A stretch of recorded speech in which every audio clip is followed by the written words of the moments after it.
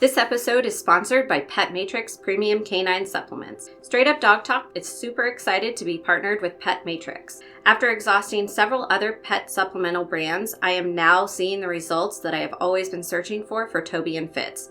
Pet Matrix supports all three pillars of canine wellness using their cell matrix delivery. It delivers nutrition directly into the cell. If you're looking for a supplement that pairs with nature and science, look no further and get your dog on Pet Matrix today. Welcome to Straight Up Dog Talk, a new kind of podcast where no topic is off limits. We're bringing in experts and owners to have the conversations we should be having as a dog community. Each week, a new guest will share firsthand experiences, educational resources, or professional guidance to help you learn and grow along with your dog. You won't get one perspective here, you'll get them all, because every dog is different and every owner is too. You can follow along on Instagram, TikTok, and Facebook at Straight Up Dog Talk, or by visiting www.straightupdogtalk.com. Tune in from any of your favorite podcast platforms. Welcome to Straight Up Dog Talk. Today's episode, we're featuring Cydne, who is a previous foster parent and now a current foster failed dog mom. We've got Josh as usual. Hey, how's it going, everybody? And of course, like I said, we have Cydne here tonight. How are you doing?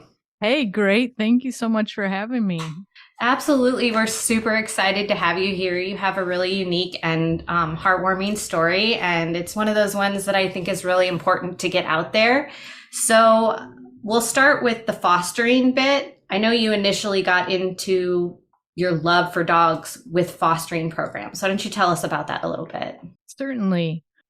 So I fostered for 4 years before I failed with my dog Jean, and I kind of wanted to give back a little bit and see what that was like. And so I went for it, not knowing much about training or having dogs. So I watched a lot of the now kind of defunct Cesar Millan. I watched like 80 hours of that, like obnoxious amounts. And so I was just talking about it and hyper focused on it and speaking to everyone I knew before I even got my first dog so that I would be like sort of really good with him. And it went great. And that was Heinz, my first dog. So he was my first guy. He was your first one. And yeah. How long did you have Heinz, do you think?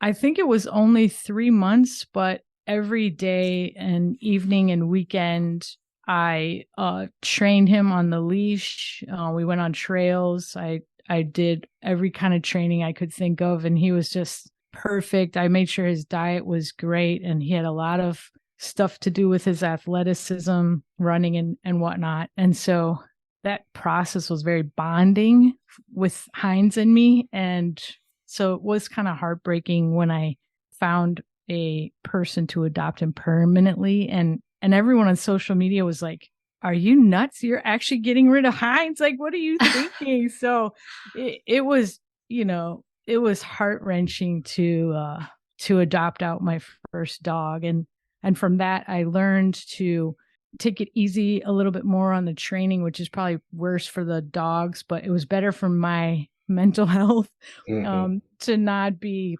as bonded with every single dog that came through my door. So that's kind of how that went. I can imagine that would be really difficult to create that relationship of trust between you and a dog and then have to pass it off to somebody else. Oh yeah, no, my wife and I have discussed this, and I can't foster. I can't either. Like, that dog would be around for 2 days, 3 days, and I'd be like, and you're adopted. Yeah. That's what everyone said online. They're like, I don't know how to do it. Just keep all of them, Well, that's the thing. I would keep all of them, and then I would need 100-acre ranch in order to have all of these dogs because I wouldn't know what else to do. Right. Yeah. Yeah.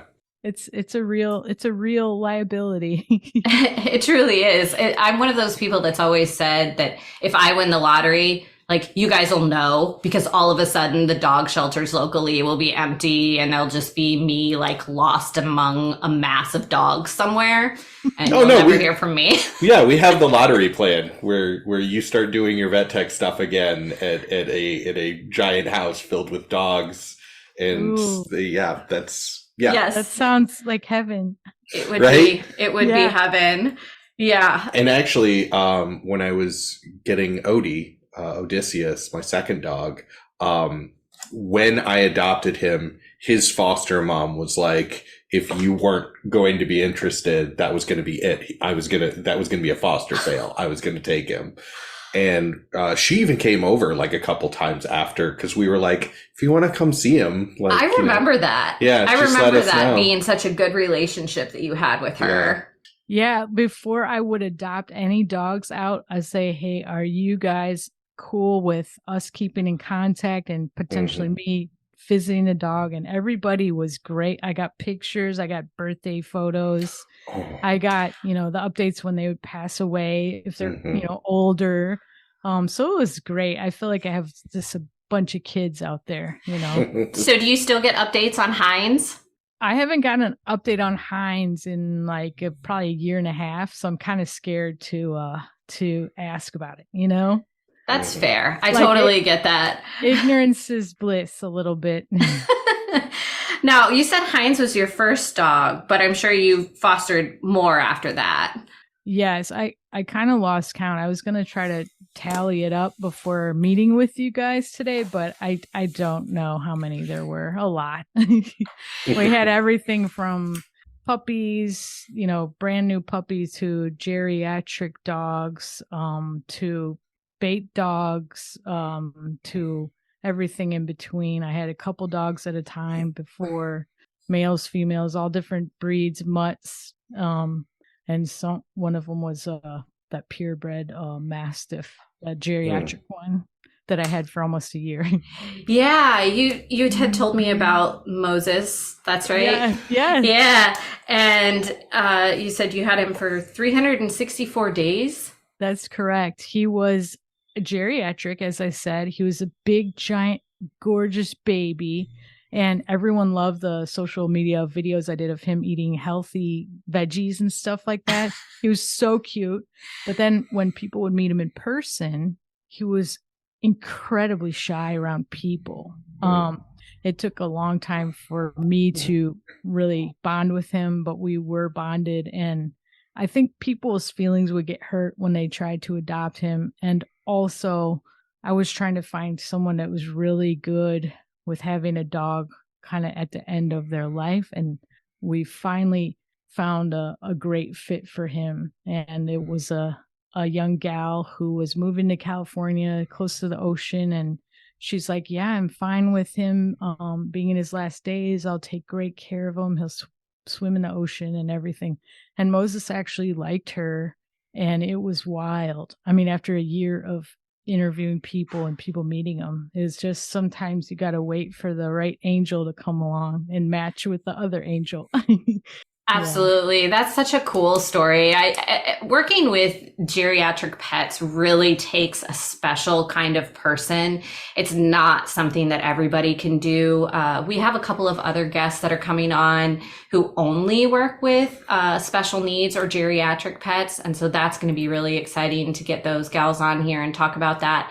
There's also a rescue called Frosted Faces that I'm trying to get to agree to do an interview as well. So shout out to them. I hope they hear this and say, yes, we'll be on your podcast.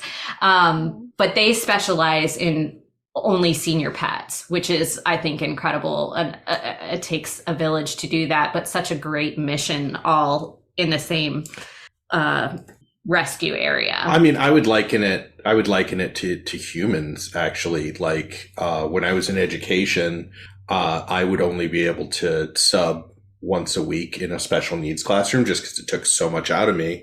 But I would have teachers go, oh my God, you should, we have a position coming up, you should apply. And I'd be like, listen, I have to prepare myself to do 1 day a week of this. I am not built for it.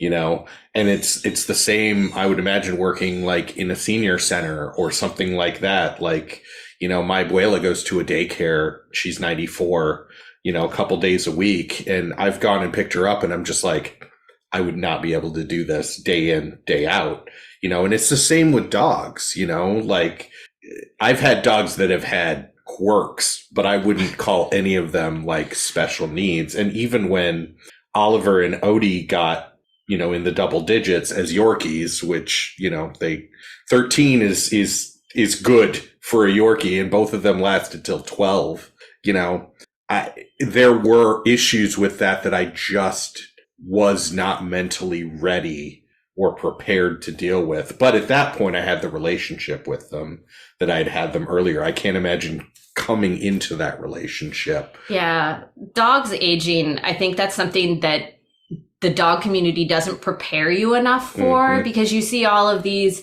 young, vital puppies and, adult dogs like running around and having fun and doing all these great things on Instagram. And then slowly it's like they introduce a new dog, but they don't continue to feature the dog that was originally on the account. An account that does a really good job of still featuring the dog that started it all is Good Boy Ollie. Another shout out to an amazing account on Instagram. If you don't follow them, you should. She got a puppy for her older chocolate lab this last Christmas, and she even let Ollie name the puppy. So Tato, I'm sure a lot of you guys are familiar with the Good Boy Ollie and Good Boy Tato accounts. She just does an incredible job of still making sure that Ollie is the center of attention, even though the Raptor boy has kind of come in and, spurred things up a little bit. So back to Cydne here. Have you experienced any bad situations with fostering at all? Yes. As we kind of touched on in getting to know each other, I did have couple of instances of getting bitten. One of them I could totally handle and it was fine. I just went to the doctor. It was kind of my inexperience in dealing with two dogs, but I kind of learned from that and it was no big deal. I kept the dog and it was fine. But the other more problematic situation for me was I had a dog and this was not this dog's fault. A human kept this particular dog in a crate for a year. So you can imagine how awful that is and just heartbreaking.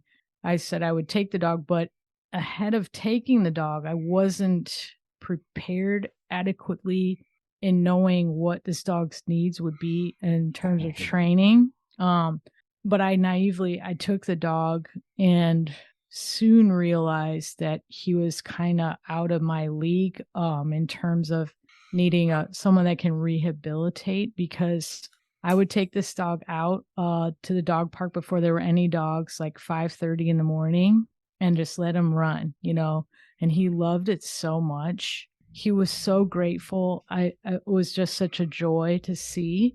And then at one point, one of our mornings, it's like he got so excited that he kind of like blew a gasket, I want to say. And it was in the winter. So I was wearing a lot of thick winter layers. But he began to attack me quite violently. So I had, cuts on me from all the way through my winter clothing, which was so scary. I'm glad I didn't fall down and expose my head or anything like that. But I wasn't really trained in how to deal with this, and I thought, well, this is how I die, and I'm gonna die in a dog park alone at 5:30 in the morning. So I tried to get him out of the park, and then he attacked again when we were near the exit, and it scared the bejesus out of me, and I was shaken, and I didn't blame the dog at any point. But when I tried to speak to like the foster coordinator, she legit did not have any sort of like plan or empathy for what I experienced, and I just tried to be as honest as possible.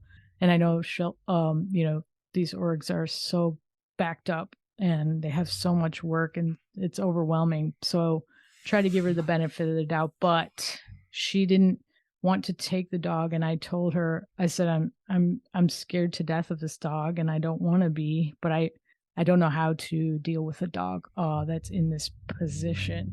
So finally, I just insisted that I need to bring this dog back because I don't know what to do. I'm very scared. So I took the dog back, but then it was kind of like we weren't on the best terms because of that. And I felt I had been as above board and, considerate and communicative as possible, but it wasn't ideal. So that's why I don't want to name the organization I was working with, because out of respect for them, because like I said, I know they're overwhelmed and it's a human problem that we've created. So it is what it is. But yeah, it's not perfect. No, I completely agree. And there is definitely a barrier between educating the people who are fostering, but also educating the people who are trying to foster out the dogs, because there's just a lack of knowledge about some of these dogs in general. They get brought in from bad situations like hoarder houses or puppy mills or or you don't know. Yeah, you just don't know. They're straight off the street, from some terrible situation. Artemis, my current dog, is a mutt. She's about 50 pounds. But she does not have a clear definition between play and attack. We've worked with her and she's much better about it now.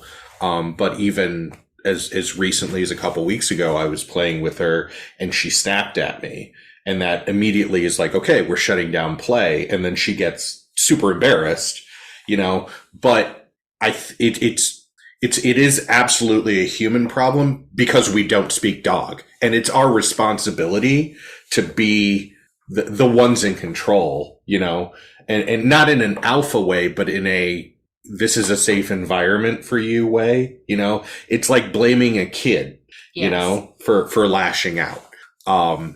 So yeah, but that, until you brought it up, Cydne, I really appreciated that, because more and more people, as we do this podcast, I'm able to hear, that is a common thing. That is, when I came into the owning dogs, I came in with zero knowledge. And if it wasn't for my relationship with Ems, and knowing her, she came back to Iowa shortly after I got my first dog, who was 3 and a puppy mill stud dog. So you talk about being in a crate. He had never experienced anything outside of a crate. They shaved him completely because he had never had a haircut. And then I made the mistake of researching why he wasn't barking, or some of the other things. And I don't recommend researching what puppy mills do to dogs. If you're not in that situation, but it's everybody on the show coming together and learning together is what we're trying to do. Well, and a note that I have here to put out there for everybody is the main goal of this podcast is to remove shame from all elements of dog ownership. We're trying to level the playing field here, learning things like your dog's body language, your dog's vocal tendencies, their eating habits. That's all stuff that has to be taken into account. And that's why we're bringing in, all different trainers and nutritionists and other kinds of specialists and people who work with dogs with special needs and people who work with aggressive breeds and all of the resources that we can provide to you guys, because I think that social media has white picket fenced dog ownership. And that's not what it is. It's not a white picket fence. It's not a cutout cookie shape. It's not perfection. Every dog is different. Every owner is different. Every method and relationship is different. And it's just really important that people understand that there is support out there and that is the community that we are trying to build here. Yeah. And I love that you have those videos on, that about your dog kind of not being perfect in the backyard. That is so refreshing, I think, for people to witness, and that the community that you're building around this transparency, I think, is going to help save lives for dogs' lives. I also believe that, and thank you for that. I appreciate that very much. Yeah, Fitz he is a handful. He's a lot more vocal and he seems scary, but he really is just a big chicken and he doesn't want anybody to come over to the yard. But yes, I want people to see, because I'm out here advertising, don't be afraid, don't be ashamed. Your dog doesn't have to be perfect. You don't have to be perfect. Here's my dog. Let me put him right out there for you guys to see him misbehave. And, the clapback is always, oh, why did you do that? Or that's so dumb. Don't show people that. Why not? That is the absolute 100% honest reality of what goes on in a lot of people's lives. And again, makes people feel ashamed because they're not on the same level with some of these influencers. And it's all about time and attention. And like you said, bonding with the dog and putting that training in, because once you create that level, it changes things entirely between you and your dog.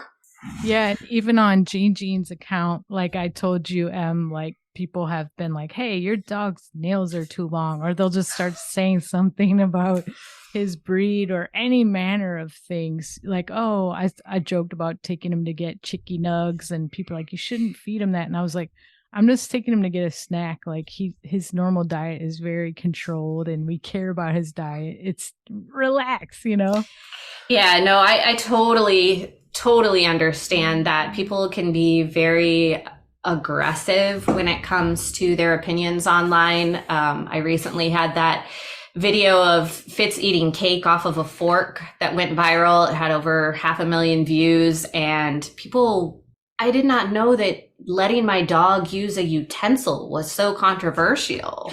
She was bringing this up the other night, and all I kept thinking about was there's a quote from The West Wing where he's like, the internet people have gone crazy. I'm like, yeah, that's what they do, Em. Like, hey. There are great communities like this that are very supportive and everything else, and there's just a section of the internet that just wants to bitch about stuff. Burn it down. But hey, it's engagement. That's what I say. So there you go. Yeah. They're doing you a solid, in my opinion. Well, that's the thing, is I don't think that a lot of people understand that when they share it to their stories and make fun of me, that's actually good for me, and that I'm just going to sit there and laugh about it. Thanks for your hate. Share, like, and subscribe. It's true. Oh, man.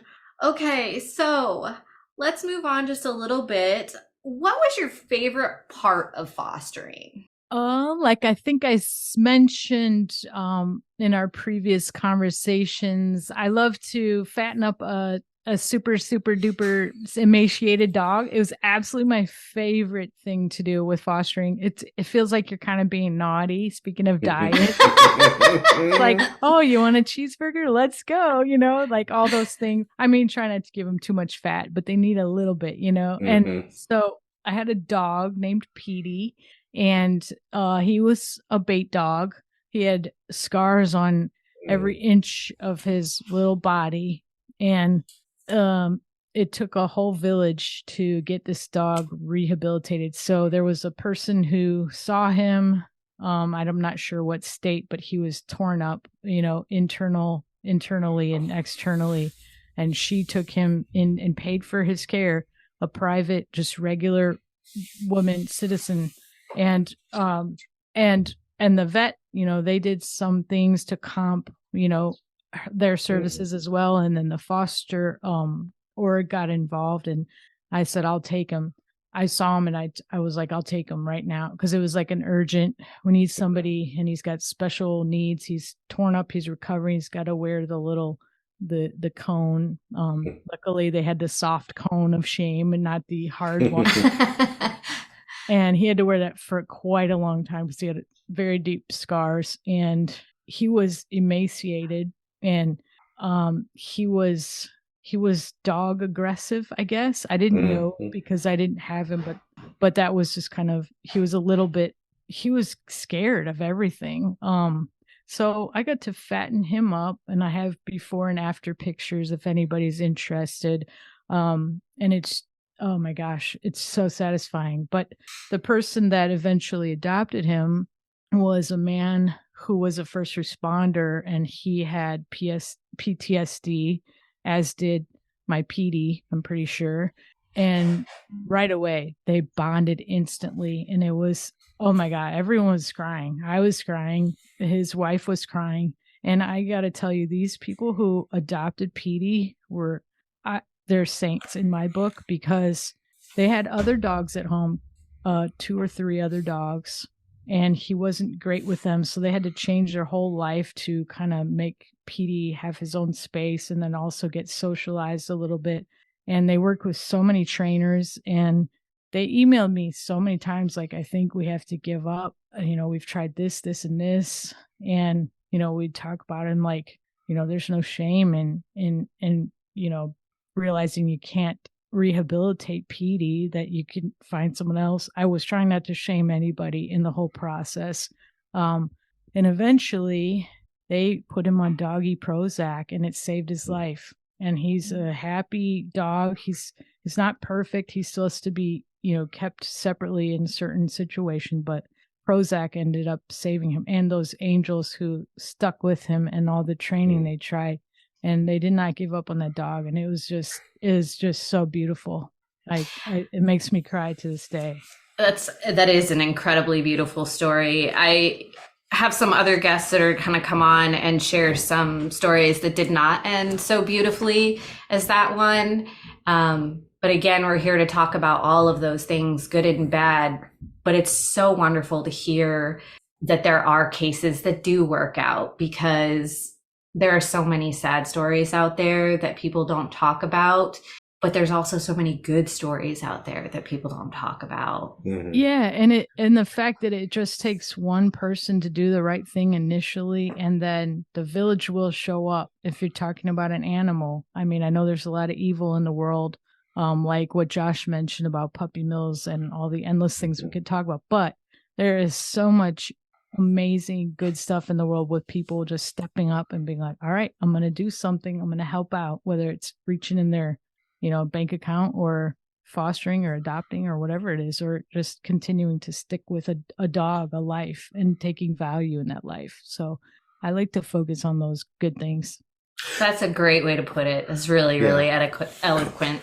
Well, and like you were saying about, taking him for a cheeseburger or chicken nuggies or whatever. I mean, that's not something that you do every day, obviously, but there is also, in my opinion, nothing wrong with giving a dog a little bit of joy to help kind of kickstart that relationship. When Ollie, when my puppy mill dog, when I first adopted him, he didn't eat or come out of the bathroom where his crate was for 2 days. And I was just like, I'm just going to try whatever. And I love to cook, and I made beef stew, and the smell of beef stew actually brought him out, and he started kind of poking his head around. So I took some of the broth and I poured it over his kibble. And that was the first time I got him to eat. And I never had a problem with him eating ever again, because he was like, oh, I can trust this. Because he had never had anybody in his life other than his foster that had only had him for about a month and a half. So he went straight from puppy mill to foster, just trying to get him ready for adoption, straight to me. And, yes, that's not the best thing. I would not give my dog, beef broth, beef stew and all this other stuff every day.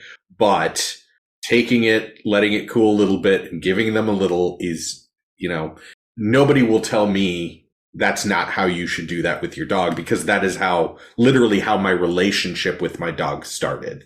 I cook to show people I love them, and I did it for my dog too. That is so beautiful. And dogs lead with their nose, right? So It's like you tempted him with your beautiful gesture and your cooking, and he smelled it. And that's what brought him there in the first place, for you to be able to show him love. Mm-hmm. Yeah. And like you said, just providing those small amounts of joy, those happy moments, those are core memories. Those are core connections. Those are bonds that you're building with your dog. And yes, we're going to have people come on here and talk about nutrition, and they're probably going to tell us that we shouldn't be doing that. And I will listen to everything that they say, and I will follow those rules to the best of my ability. But again, that's one of those things where not everybody can follow that schedule or that lifestyle or that feeding recommendation the same way that everybody else can. Some people have more time, some people have less time, and it really just has to fit into your lifestyle. Mm-hmm. You can't make it a chore because that takes all the joy out of it for you and the dog. Right. And I think there's a level of classism sometimes when people enter into those highly judgmental realms of saying you should and shouldn't and can and can't do this and that. Some people are saving a dog and they're on a limited income, fixed budget or whatever, and they're doing the best they can. And guess what? The dog is happy and loves their owner, and it's okay to be kind of broke and still be loving on your dog in ways that might not be the always healthiest way. So I'm a proponent of whatever means necessary in the whole village participating, and you don't have to be an influencer to do it. No, you're absolutely right. That's an incredible way to look at it. And sometimes you spend a lot of money just trying to find a solution that ends up being the cheapest thing. Sorry, this is Ollie. I would go to PetSmart every week and get a new bag of treats. And he would have like one of them and then never be interested in another again. So I had all these treats around. And then I found out one day baby carrots was his favorite thing in the world. And they cost 99 cents for a bag. Oh my God. That's amazing. So to this day, for all of my dogs, I have baby carrots in my fridge because I'm like, no, yeah, I mean, I still get like nice treats and things, but I'm like, I can't believe baby carrots was the thing that. That's like a kid, how kids like to play with the cardboard box, you know? Yes. Like that. Yeah. Exactly. Oh my gosh. It's so funny. Well, let's move on just a little farther down the road because we know that you are a foster fail, but let's talk about how you got to be a foster fail because there is a story here. Sure. Thanks for asking. So I had this dog that I was fostering. His name was Bill Belichick, and he was a massive pit bull bully mix. He was huge. I forget how much he weighed, but oh my gosh, was this dog adorable. Like he had a big giant bucket head. And he was one of the smartest dogs I've ever met. You could just do a little quick like whistle with your teeth like that, and Bill Belichick would be like, "What's going on?" And this dog would literally sit next to me on the couch and look around at artwork and just stare at it, just look at stuff. I was like, "What is this dog? Is he like an art critic or like what is he doing?" You know? And I really wanted to keep Bill Belichick. And at this point in fostering, I was like 4 years in. And the whole time I was thinking, oh, I can't have a dog because I don't have a fence in my yard, you know, stuff like that. I always, like you were talking about, Josh and Em, about people putting up this ideal of what you got to be a dog owner. And I finally realized, like, geez, like Cydne, like you can own a dog. Like the people you're giving these dogs to are, you know, you're just as good as they are. So it took for some reason a while for me to really realize that I could be a fine dog owner. And I realized it with Bill Belichick, and I wanted to keep him. But at that point, I had already introduced him to a potential family, and they loved him as well. And, you know, the policy, I just couldn't break their hearts and not, you know, kind of say, no, you can't have this dog, because it kind of doesn't work like that.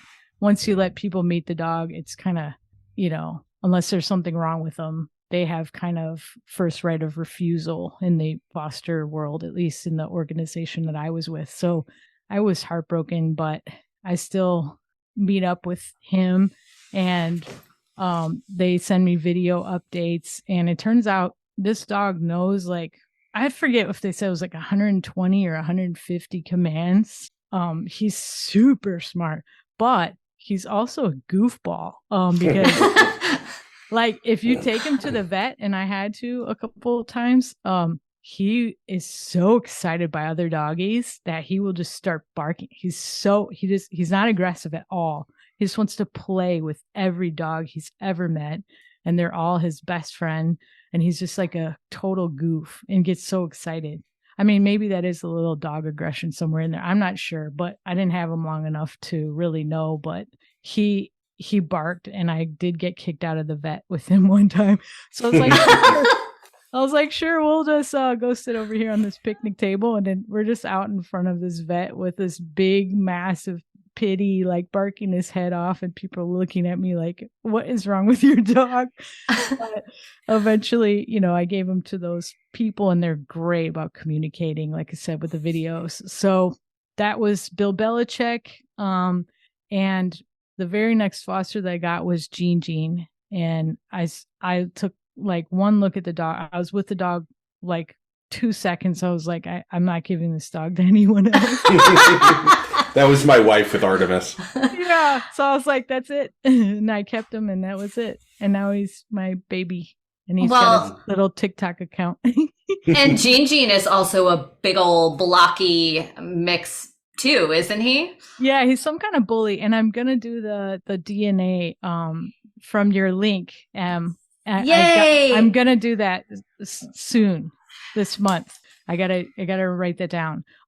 So I'm very excited to see what he is, but some kind of bully pitty mix. And I've gotten, again, yelled at on the internet for calling him a pitty because I don't know what he is. I know people are yelling at me for that. So I was like, okay, bully mix, pitty mix. I don't really know. So once I get his DNA, everyone can calm down, and I can call him the right thing. Well, so we've mentioned this, I think, in another episode, that I want to have everybody who does a DNA test come back and reveal their DNA test results on the podcast. So when you get that done, make sure you let me know, and we'll have you come back on the podcast and announce it with some of the other people that are doing it as well. Okay, that sounds so fun. Thank you. I will definitely do that. Yeah, that will be really, really fun. Be like Maury. Yes. What breed are you? You are not a pit bull. You are not a pitty. Oh my gosh. Oh my gosh. Oh, well, tell us a little bit about Jean. Jean is kind of like this mellow dude. He just seems to hang out. She does have TikTok for him. I'll make sure you guys get all the deets so you can follow, because he's so cute. He's also on the website. Check the episode description. Yeah, episode description. Perfect. Yeah, he's like you said, he's kind of a mirror, so if we're being super athletic in the household and going on lots of walks or jogs or whatever, he wants to come with, and he wants to participate and run around like a madman. But if somebody's under the weather or something's going on, he will, like I said, I recently had surgery, and he been in bed, a lot of times, and he will just stay in bed with me. It doesn't matter, day, night.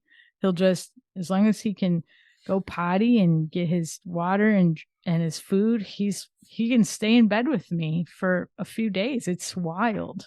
So he's just very amenable to whatever his people are doing. And he does have a little bit of separation anxiety, which I've worked on a lot. So I try not to overly greet him when I come in from being out without him, which is rare.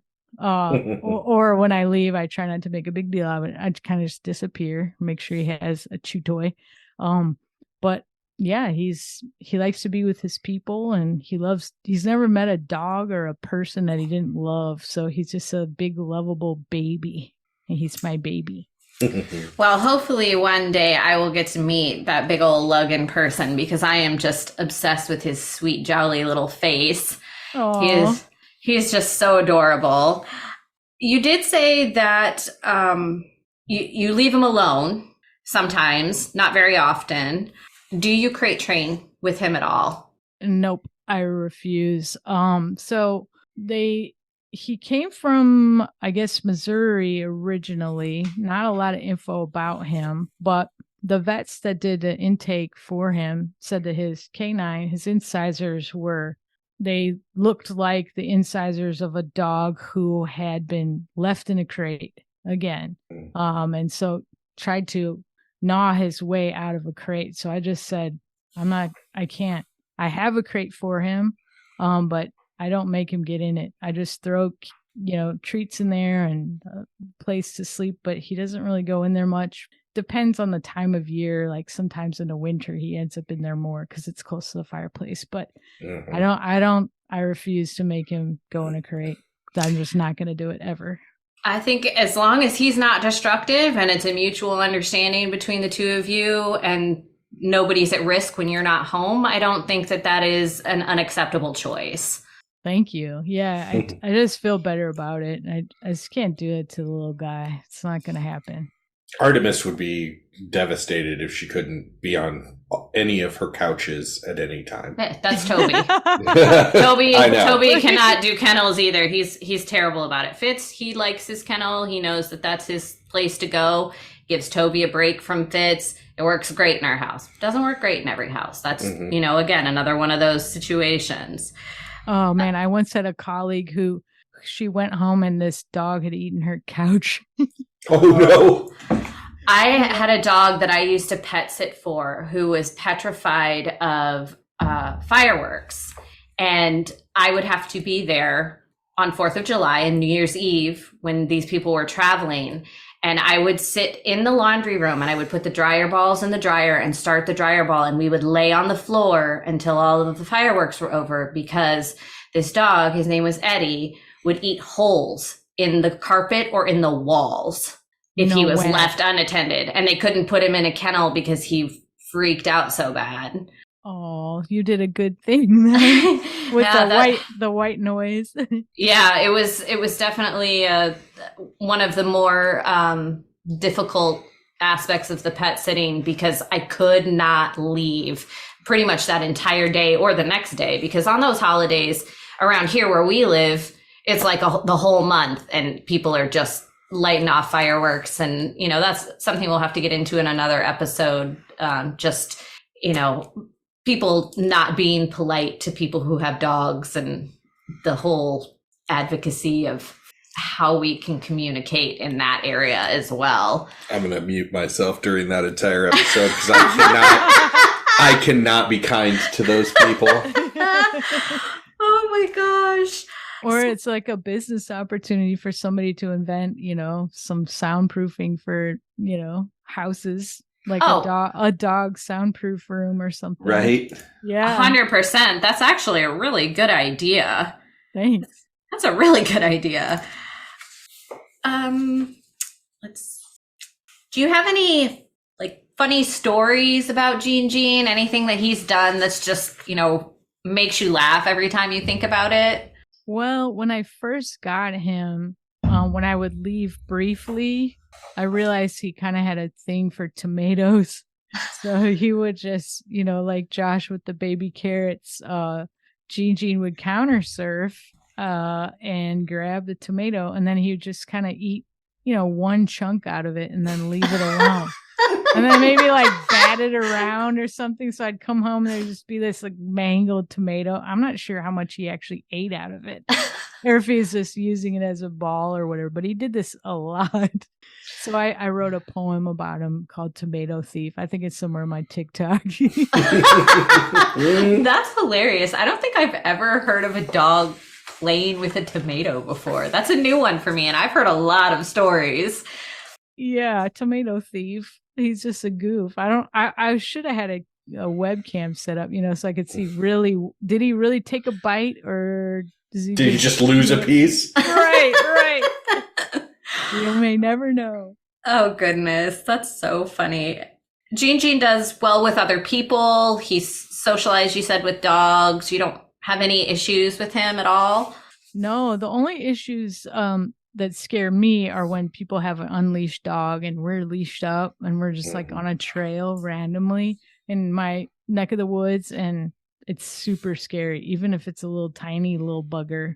Those seem to be the ones that just want to come at him and stuff. They're probably scared because they're little, but that's been the scariest type of thing that's happened. And once he did get out the back door, he bolted so hard that he got through the screen door, and he was running down this busy thoroughfare, and it was quite frightening. But I didn't panic. I just went and got him.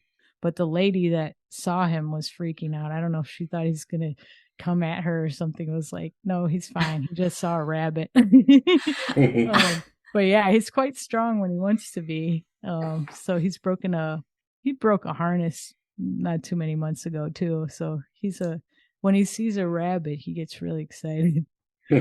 Okay, well, we know to stay away from rabbit holes when we're walking Jean. That does not sound like a lot of fun to me. Yeah, but I got to get him this cute harness that says, best friend on the side of it. So people like that. It looks so cute. Aww. It kind of looks kind of like a support dog. People, since I've had that harness, people are like, is he a support dog? I'm like, no, not officially. But it just says best friend. It's very cute. That is really cute. If you know where you got that from, share that info with me and we will share it in the episode information as well to help that small business out. Okay, sure. We'll do that. Okay, there's one thing that you shared with me about Jean that's really fascinating.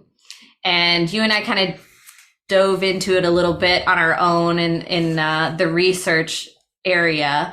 Tell us a little bit about the change in Jean. Oh my gosh, yeah, I almost forgot. What a crazy thing. So when I first got Jean, and all his like adoption photos and photos I took of him when I first got him, he's got like a bluish, grayish blue irises, and he's got spots almost like a Dalmatian all down his back, big, bright, dark, gray spots. And now he's mostly white, with some patches. Unless you get him wet, you can kind of see the spots. And he's got amber colored eyeballs. So until I talked to Em the other day, I was like, no vet was able to tell me what that was. And Em kind of pointed me to an account where this dog had like vitiligo, I think. So I'm not sure if Jean has vitiligo, but it did kind of help me realize that with what Em had researched, that he's probably maybe closer to 1 year old when I got him versus 2 years, based on him changing right around the time I got him. But it's baffling. So I have the befores and the afters of him, his back spotted. Almost people will be like, oh, is that a Dalmatian? To now just white, with very faint spotting, and then blue eyes to amber eyes. It's like, what in the world? And he was fully sized. This wasn't a little puppy when I got him. He was full grown adult sized dog. So it was wild. People didn't believe me till I did all the side by sides, the eyeballs and the spots and the spots. But yeah, it's very wild. Yeah, it's a recessive DNA trait. It's the MLPH gene. And I'm really interested to see how it shows up, because if you do the more advanced DNA test, it will show that in all of the breakdown, which is the stuff that I totally nerd out over, because it will explain why his coat looks the way that it looks, and it'll explain what strands the DNA, pairs are, and that's why it did that. But it's something that's pretty rare. I've seen it a few places on TikTok and Instagram, and I believe the account is Fanny is Fresh, is the dog that was a Burmese mountain dog and had the dark black and tan coloring, and now has like a mostly white face. It's very, very neat. Definitely something you guys should check out. Yeah, for sure. I looked at it and I was like, I showed my significant other, and he was like, what? That's the same dog? Are you sure it's the same dog? I'm like, yes, it's the same dog. And so I really do. I will make a video about that for Jean, because I haven't thought about anyone being interested in that in a long time. So I'll dig out the befores and afters and make an updated video so people can look at that in case they are wondering about it as well. Absolutely. That, like I said, is such a fascinating change, mutation, genetic area that we can really get into. Yeah. And it was wild because some of the vets didn't believe, like they're kind of gaslighting me. They're like, no, that's not a thing, so it's not like they're all genetic experts on every single thing. So, but it was kind of funny to be gaslit because they didn't see the dog. They didn't meet Jean right away. You know, they're like, what? No, that's not a thing. So if you're listening to this and you are a dog DNA genetic specialist, please email us because we would love to have you come talk about this on the podcast, because this is a fascinating topic that I don't think a lot of people are aware of. And it's just a really neat conversation piece. Yeah. People had so many theories too. And I kind of put it out on social media and nobody was able to have even any remote explanation for it. It's like, oh, he's got skin allergies or something. It was like, okay, why does he have different color eyes? With like nothing really explained it. So it's wild. That advance in science and technology, and I'm sure that was something that was just explained away over the years, and now is more traceable. Yes, exactly right. That. Yeah, thanks for mentioning that. I totally forgot to mention it. It's fun, and it would be fun to keep talking about it with somebody that knows about it too. Absolutely. If we find that person, we'll bring you back for that episode too. Perfect. Is there anything else that you would like to share with us about Jean before we wrap up for tonight? No, just that, fostering is great and don't be afraid to fail because failing is winning. I love that. Absolutely love that. And thank you so much for having such a open, joyful perspective about everything, your approach to fostering, to the adoption process, to learning new things is so hopeful, and you're so approachable and so positive. And that's what we need out there in this community. We really need people like you who are just happy to put in the work and have the right mindset and help all of the dogs that we can help. Oh, thank you so much. I appreciate you noticing that. And I really do think that we need to be less judgy about if somebody needs to surrender their dog. Like, I don't ever want to surrender a dog. I never will do it. But I've seen it in person where a person is heartbroken to have to give up their dog. And it's like, I think if we just can all take on that less judgmental thing and just actually have just a little bit of empathy for the next person or animal. I mean, I just feel like that's the way forward. That feels so much better. And we can all just do that if we choose. So not to be too naive about it, but I just think it's something that we can choose to pursue, and it makes things go a lot more smoothly. One of my favorite things to do in general, no matter what the topic is to flip the script. I like to make sure that other people are looking through the eyes of someone else. What if you were in this situation? How could you handle? Just take a minute and think about how the other people's lives and the other's dogs' lives are either going to be changed for the better or for the worse by staying in the current situation, and understanding that sometimes the decision to surrender is the right decision. Sometimes humane euthanasia is the right decision. Sometimes finding a different home is the right situation. It just depends. And however it works out, that's what it was supposed to be. And we need to just allow those things to happen the way they need to happen. Absolutely. And to end on a kind of a funny note about my love for animals, I live in Minnesota, and this was 2 winters ago. It was the wee hours, about 3 a.m, and I was lying in bed and I heard this awful barking sound, and I thought, oh no, someone's left their dog out in this 20 below situation. So I gathered my strength. I was like, I'm either going to have to have a chat, an uncomfortable chat with someone, or I'm going to have to get this dog out of a backyard, or I was ready to do whatever I had to do to help this dog that had this awful bark in the middle of the night. So I got in all my layers, my snow clothing and boots, and I walked outside to my backyard, and the barking was coming from a tree. Oh. It was not a dog, but instead it was a snowy owl. Oh! And I had no idea, but apparently that's what they sound like, people.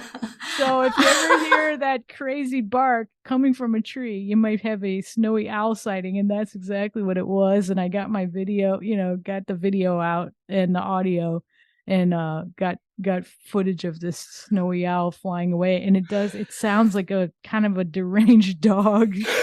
Oh my gosh, I guess I've never heard a snowy owl before, and now I don't think that I want to. Well, I think that was a great way to end this episode. So we thank you very, very, very much for being here tonight, Cydne, and thank you for sharing your story of trials and tribulations, and what a beautiful ending. Thank you so much. Josh and Em, I really appreciate you guys. Congratulations on the podcast. I'm so excited about it. Thank you for having me. Thank you. Thank you. Thank you for being here. Thanks, Cydne. Yeah, you bet. Straight Up Dog Talk was created by Emily Breslin. It is edited, produced, and co-hosted by Josh Wasta under the supervision of Straight Up Dog Talk, LLC, and Emily Breslin. If you're enjoying this podcast, follow or subscribe to be sure you don't miss an episode, and leave us a review on your favorite platform. Looking for more honest and relatable dog content? Check out our sister show, Unpacked, with Jerry Sheriff and Madison Simpson. Thanks for listening to Straight Up Dog Talk. See you next week.